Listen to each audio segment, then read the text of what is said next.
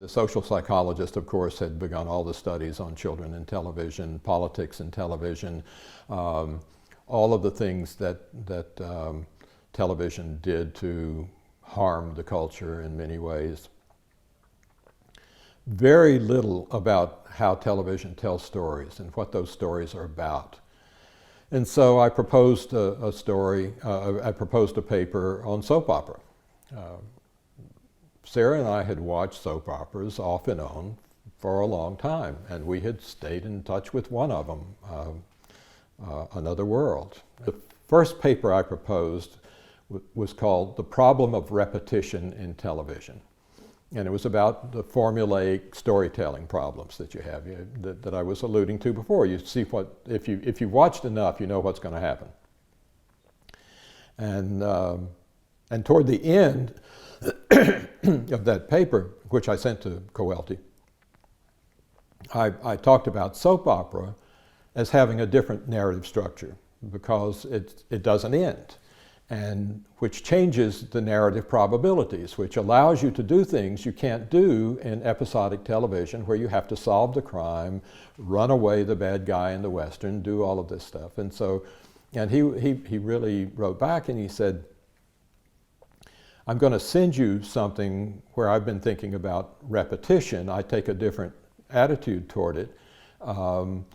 But I'm intrigued by this comment about soap opera. Why don't you develop something around that? So I did, and the paper became something I think called Reflections on the Structure of Soap Opera. What he sent me was the typescript, the manuscript of The Six Gun Mystique, which is his first major book on popular culture.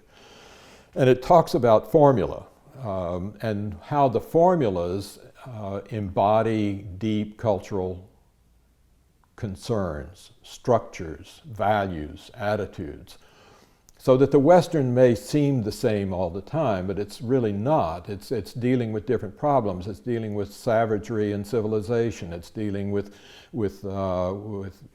gender roles. It's dealing with all sorts of things. And so I did the paper on soap opera and presented it. It was well received. People had not even thought about television much before. Film studies people really sort of sneered at television, even though there were some film programs in universities, and some still do.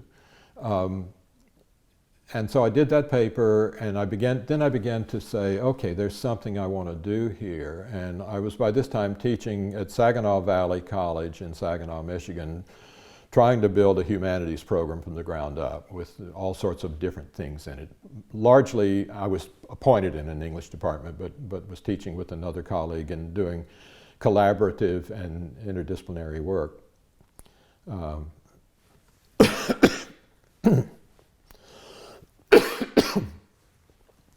And I wanted to find out what had been written about television from the humanities point of view.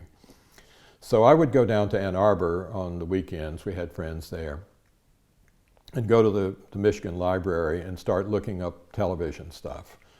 And I would find some articles. I found a few books that had been, there was a book called, I can't remember the title of the book, but it was done for the National Council of Teachers of English, and it was about stories in television and how people use them. And I gathered as many articles and essays as I could find, and wrote up a proposal for an anthology, a collection of articles about television from the humanities perspective.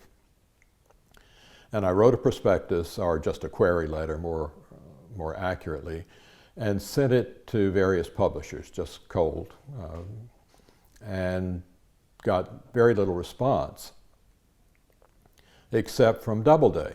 And the editor that it went to there, an acquisitions editor named Robert Whitehead, wrote back and said, "We don't do well with anthologies. Why don't you write a monograph about television? Write me a proposal and we'll see how it goes." And so I did. I wrote up a proposal.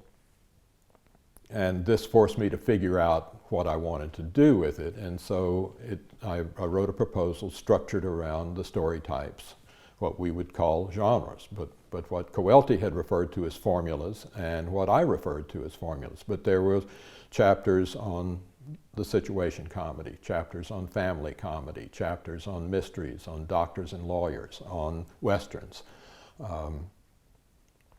And Whitehead liked it, sent me a contract, actually for an academic, a strange thing, you know, gave me an advance. And it was published as TV, the Most Popular Art, in the Doubleday Anchor paperback original series.